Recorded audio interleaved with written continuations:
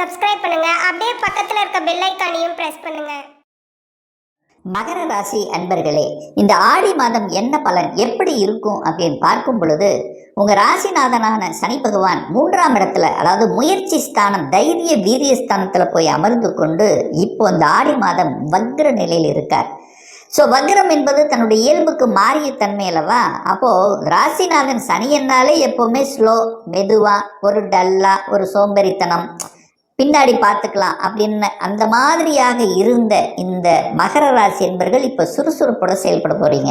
அப்போ என்ன, வேகமாக விரைவாக கிடப்பில் போட்ட விஷயங்கள் இப்போ எடுத்து செய்து விடலாம், அதை அடைந்து விடலாம், அதை வெற்றி பெற்று விடலாம் என்கின்ற தன்னம்பிக்கை உணர்வை ஊட்டக்கூடிய ஒரு மாதமாக இந்த ஆடி மாதம் அமையும். ஏன்னா 3ஆம் இடத்துல முயற்சி ஸ்தானத்தில் இருந்தும், கடந்த சில மாதங்களாகவே இருந்தும் செயல்படுத்த முடியாமல் மந்தத்தன்மையில் இருந்த உங்களுக்கு 7.5 சனி முடிந்து விட்டது. பட் இருந்தாலும் இன்னுமே அந்த வேகம் எடுக்கல அப்படின்னு இருக்கக்கூடிய இந்த மகராசி என்பவர்கள் நிறைய பேர். ஸோ இந்த வக்ர காலகட்டத்தில் நிச்சயமாக வேகம் எடுக்க போகிறீங்க.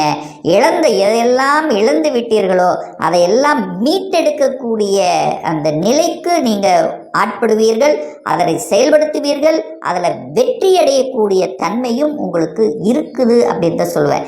அப்போ இது வரைக்கும் உங்களுக்கு ஒரு பாத்து கிடைக்கல, ஒரு பாதை தெரியல, ஒரு மாதிரியான தன்மையில் இருந்தவர்கள் எல்லாம் இப்போ உங்களுக்கு நேர்கோடு, இதுதான் பாதை, இப்படித்தான் போகணுங்கிற அந்த அந்த பார்த்து தெரியக்கூடிய ஒரு காலத்தின் தொடக்கமாகவே இந்த ஆடி மாதம் இந்த மகர ராசி என்பவர்களுக்கு நிச்சயமாக அமையும்.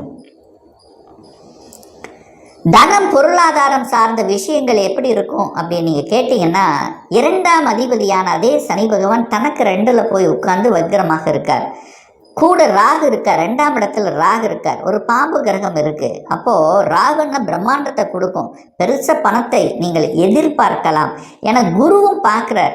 தன காரக கிரகமான குரு பகவான் தனஸ்தானத்தை பார்த்து கொண்டிருக்கிறார். அப்போ பணம் வரும், நிச்சயமா பணம் வரும். பணம் வராமல் இருப்பதற்கான சாத்தியக்கூறே இல்லை. பணம் வரும். ஆனால் ஒரே விஷயம் என்னன்னா, பணம் கையாளுகின்ற விஷயத்தில் கவனமாக இருக்கணும். ஏன்னா ராகு அங்கே இருக்கார். எப்படி இருந்தாலும் தனம், குடும்பம், வாக்குஸ்தானத்தில் பாம்பு உட்கார்ந்துருக்கு. அப்போ உங்கள் குடும்பத்தில் ஒரு பாம்பு இருக்குதுங்கிறத ஞாபகத்தில் வச்சுக்கணும். அப்போ ஒரு பயம், ஒரு ஃபியர் இருக்கும்லவா. அப்போ நிச்சயமாக புதிய விஷயங்கள் முடிவெடுக்கும் போது ஒரு தடவைக்கு 2 தடவை யோசிக்கணும். குடும்பத்தில் உள்ள நபர்களோட ஒரு இணக்கத்தன்மை இருக்கணும். பாம்பு மாதிரி சீரக்கூடிய தன்மையை உங்களுக்கு உருவாக்கும். அப்போ கோபம் வரும், ஆக்ரோஷம் வரும். பாம்பு எப்படி கொத்தும், அந்த கொத்த மாதிரி தன்மை உங்களுக்கு கொடுக்கும். அந்த இடத்துல தான் நீங்கள் கொஞ்சம் அமைதியாக, கொஞ்சம் பொறுமையாக, கொஞ்சம் விட்டு கொடுக்கணும் அப்படிங்கிறத இந்த மகர ராசி என்பவர்கள் புரிந்து கொள்ள வேண்டும். சுகஸ்தானத்தின் அதிபதி தான் செவ்வாய். அந்த செவ்வாய் பகவான் கடந்த சில மாதங்களாகவே நீச்சத்தன்மையில் இருந்தார். இப்போ பார்த்தீங்கன்னா 8ஆம் இடம் என்று சொல்லக்கூடிய அட்டமஸ்தானத்தில், பலி என்கின்ற ஸ்தானத்தில் போய் உட்கார்ந்துருக்கார் கேதுவோட. அப்போ 4ஆம் இடம் பாதிக்கப்படுது. சில மாதங்களாகவே சுகம் நன்றாக இல்லை. சுகத்தை பெருக்கிக் கொள்வதற்குண்டான அமைப்பே இல்லை, நல்லா இல்லை. நொய் நொய் நொயின்னு ஏதாவது ஹெல்த் பிரச்சனை, அல்லது குடும்பத்தில் நபர்களால் சில தொந்தரவுகள், வீட்டில் இருந்தாலே ஏதோ ஒரு மாதிரியாக இருக்கு என்று நினைக்கக்கூடிய மகர ராசி என்பர்கள் ஏராளம். ஸோ அந்த மாதிரி இருக்கக்கூடிய அந்த மகர ராசி என்பர்களுக்கு இந்த மாதம், அதாவது ஆடி மாதம் 12லிருந்து 28/7/2025 அந்த செவ்வாய் பகவான் 9ஆம் இடம் என்று சொல்லக்கூடிய பாக்கியஸ்தானத்தில் போய் அமர்ந்து உங்கள் ராசியினுடைய பார்வை பெறுகிறது. அப்போ இந்த மாதம் ஆடி மாதம் 12லிருந்து உங்களுடைய எண்ண செயல்பாடுகள் நல்லா இருக்கும். சுகத்தை வளர்த்து கொள்ளக்கூடிய ஆர்வங்கள் அதிகமாகும். தாய் சார்ந்த விஷயத்தில், ஏன்னா 4ஆம் இடம் தாய் அல்லவா, தாய்க்கு சில ஹெல்த் பிரச்சனைகளை நிச்சயமாக உண்டாக்கியிருக்கும். ஹெல்த் பிரச்சனை உருவாக்கியிருக்கலாம், அல்லது தாய் உங்களை நினச்சி வருத்தப்பட்டிருக்கலாம், நீங்கள் தாயை நினச்சி வருத்தப்பட்டிருக்கலாம், தாயோட கருத்து வேறுபாடு, இந்த மாதிரி ஏதோ ஒரு வகையில் ஒரு மன கஷ்டத்தை ஏற்படுத்தி கொண்டிருந்த இந்த மகரத்துக்கு இப்போ விடுதலை பெறக்கூடிய ஒரு காலகட்டம் இந்த ஆடி மாதம் 12க்கு அப்புறம். அப்போ வீடு வாங்கக்கூடிய எண்ண ஓட்டங்களை கொடுக்கும்.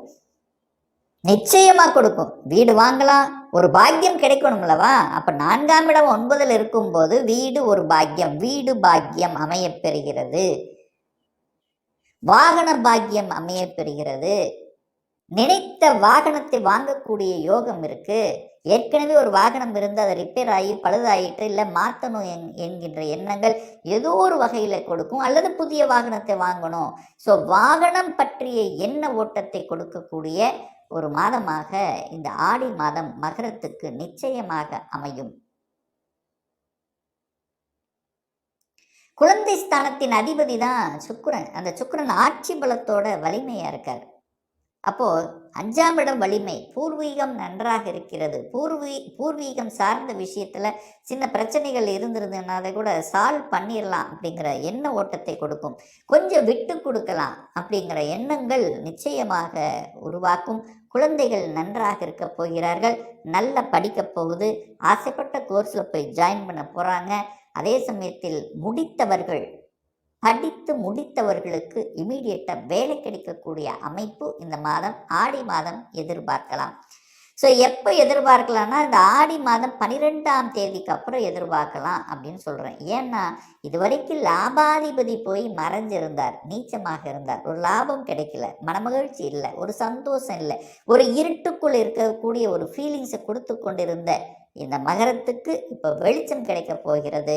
அப்போ லாபாதிபதி பாக்கியஸ்தானத்தில் இருக்கும் பொழுது லாபத்தை அடைவீர்கள், மனமகிழ்ச்சியை அடைவீர்கள், நினைத்ததை செயல்படுத்துவீர்கள். இதுவரைக்கும் உங்களோட இணக்கமாக இல்லாதவர்கள் கூட ஒரு இணக்கம் கொடுக்கக்கூடிய அமைப்புங்கிறது இந்த மாதம் நீங்கள் எதிர்பார்க்கலாம். 10ஆம் அதிபதி ஆட்சி பலம், 10ஆம் இடத்தை குரு பார்க்கிறார். அப்போ ஒரு மாற்றத்தை எதிர்பார்க்கக்கூடிய இந்த மகரத்துக்கு மாற்றம் கிடைக்கும். ஒரு வேலை மாற்றம், ஒரு ஊர் மாற்றம், ஒரு இட மாற்றம், ஒரு டிரான்ஸ்ஃபர், அடிஷ்னல் ரெஸ்பான்சிபிலிட்டி, இந்த மாதிரி சில மாற்றங்கள் உங்களுக்கு கொடுக்கக்கூடிய ஒரு காலகட்டமாக அமையும்.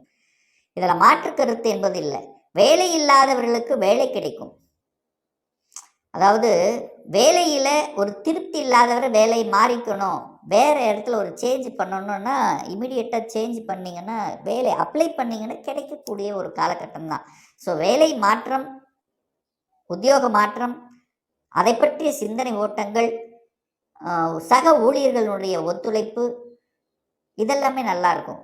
பெரிய மனிதர்களின் தொடர்புகளை கொடுக்கும், நல்ல புத்திசாலித்தனத்தை கொடுக்கும்.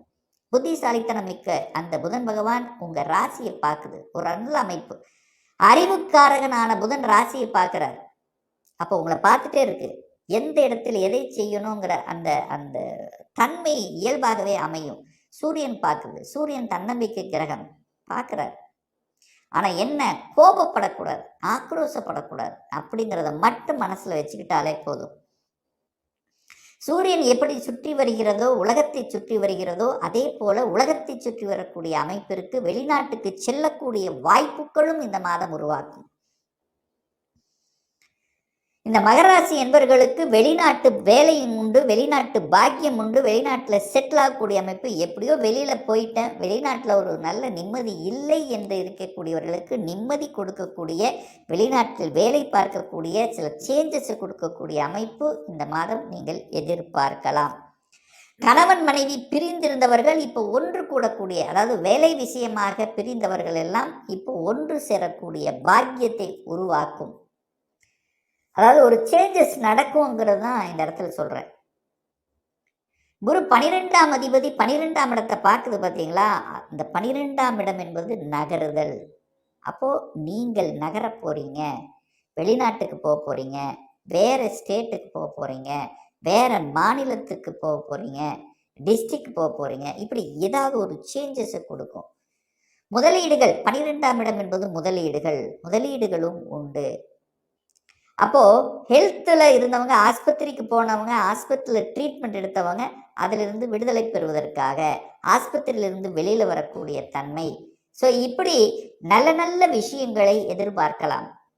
5ஆம் அதிபதி வலிமையாக இருக்குது. 5ஆம் அதிபதி வலிமையானா, 5 குலதெய்வம், அந்த குலதெய்வத்தின் அருள் உண்டு. குலதெய்வத்தை போய் வழிபடுங்க. இன்னும் உங்களுக்கு ஒரு நல்ல ஒரு தன்மையை கொடுக்கும். தெய்வ சக்தியின் அனுகூலம் மிக்க ஒரு மாதம் இந்த ஆடி மாதமாக இருக்கிறது. அந்த தெய்வ சக்தியினுடைய அருளால நல்லது நடக்கும். நல்ல விஷயங்கள். நீங்கள் என்ன எதிர்பார்த்து காத்துட்டு இருக்கீங்க? ஒரு வேலை வேணுமா? அந்த வேலை கிடைக்கும். குழந்தை பாக்கியம் வேணுமா? அந்த குழந்தை பாக்கியத்துக்கான அமைப்பு இருக்கு. இல்லை திருமணம் இதுவரைக்கும் எனக்கு வேண்டவே வேண்டாம் அப்படின்னு நினச்சிட்டு இருந்தவங்க கூட இப்போ திருமணம் செய்து கொள்ளலாமே, நீங்கள் பாருங்க என்கின்ற அப்ரூவல் கிடைக்கக்கூடிய அமைப்பும் இருக்கிறது. ஸோ தொழில் மாற்றம், ப்ரொமோஷன், ஒரு சிலருக்கு ப்ரொமோஷன் கிடைக்கும், ஒரு சிலருக்கு கௌரவம் கிடைக்கும், பெரிய மனிதர்களின் தொடர்பு இருக்கும், நல்ல நண்பர்கள் கிடைப்பார். ஸோ ஏதோ ஒரு வகையில் உங்களுக்கு ஒரு நல்லது, ஒரு குட் நியூஸ் கொடுக்கக்கூடிய ஒரு காலகட்டமாக அந்த தெய்வ சக்தியால், உங்களுடைய அனுகூலத்தால் நீங்கள் கடந்த சில மாதங்களாக நீங்கள் என்ன வழிபாடு செய்திருக்கிறீர்களோ அந்த வழிபாட்டினால நல்லது நடக்கக்கூடிய தன்மை. குலதெய்வத்தை கெட்டியாக பிடித்து கொள்ளுங்கள். இந்த மாதம், இந்த ஆடி மாதம், ஆடி அமாவாசை அல்லது பௌர்ணமி நாளில் குலதெய்வத்தை வழிபாடு செய்து வந்தீர்கள் என்றால் நிச்சயமாக உங்களுடைய மனம், எண்ணம், செயல், சிந்தனைகள் சிறப்பு பெறும்ங்கிறதுல எந்தவித மாற்று கருத்தும் கிடையாது. மேலும் தகவலுக்கு எங்கள் சேனலை மறக்காமல் சப்ஸ்கிரைப் பண்ணுங்கள். நன்றி.